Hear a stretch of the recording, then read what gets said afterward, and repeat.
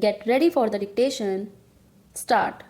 Mr. Deputy Speaker, Sir, before I say anything about defense, I would like to congratulate the Home Ministry on the splendid work it has done in connection with the improvement of the conditions of the scheduled castes and scheduled tribes. The present Home Minister and his ministry are not spending money on good schemes as used to be done in the past. They have got very many schemes, and those schemes are really worth spending lot of money. They are really for the benefit of these communities. I was going to ask the Home Ministry to set up a separate fund for the construction of houses for these communities, since the ministry concerned with housing had completely neglected this problem which is facing these communities. Even the Planning Commission in the last 5-year plan has not done much in this regard. I think even in the second 5-year plan, there is no definite plan for providing housing facilities for the scheduled castes and scheduled tribes.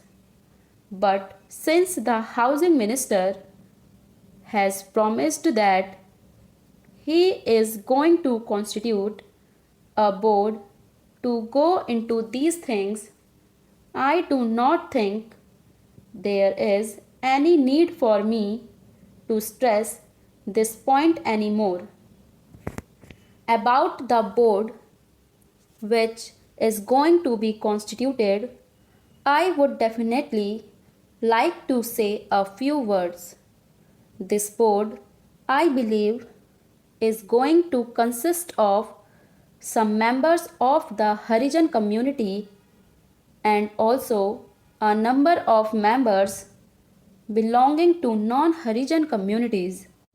In any case, I would very much like that this board, which will of course function under the Home Ministry, should have as its chairman a non-Harijan. I want to stress this point because I know that in some of the states where the portfolio of Harijan welfare is given to a Harijan minister, he is not able to do his work properly. It is not because he cannot do it.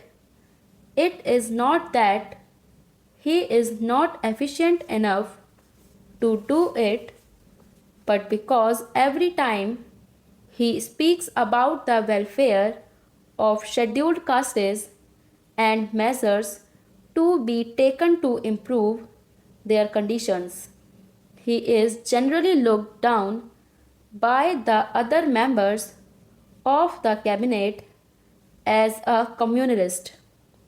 If the same thing is done by a member belonging to a non-Harijan community, he will be considered to be doing a national service. Therefore, the chairmanship should go to a non-Harijan. The second 5-year plan, I understand, is going to be an industrial plan.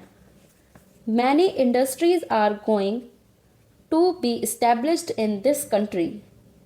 Therefore, I feel it my duty to say that the ministries concerned with heavy industries should take proper care in setting up new industries in places which are not very well developed.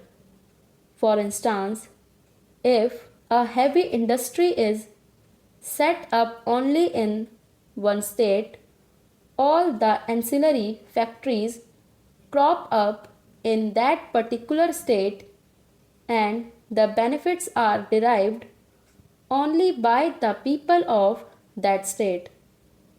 Even in the case of employment in those factories, it is always observed that the people belonging to that particular state get the preference and the people belonging to other stages do not get any benefit out of it.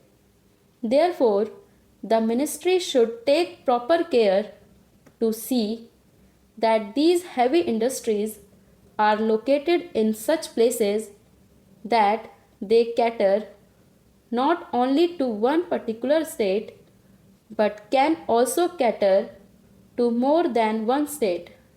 For instance, if a factory is located in the center of a state, the benefits of it will be derived only by the people of that particular state. There is a factory in Madras, the Perambur coach factory, which is producing coaches, that is located in the heart of city of Madras. It cannot help the people of either Andhra or Kerala. If the same factory were to be located on the borders, there may be so many ancillary industries, feeder industries in Andhra or in Kerala. Because it is located in the heart of the city of Madras, only the people of that state could make any profit out of it. Therefore, I appeal to the ministry concerned to take proper steps to locate the future industries in such places so that they could be of help not only to one state but be of help to more than one state.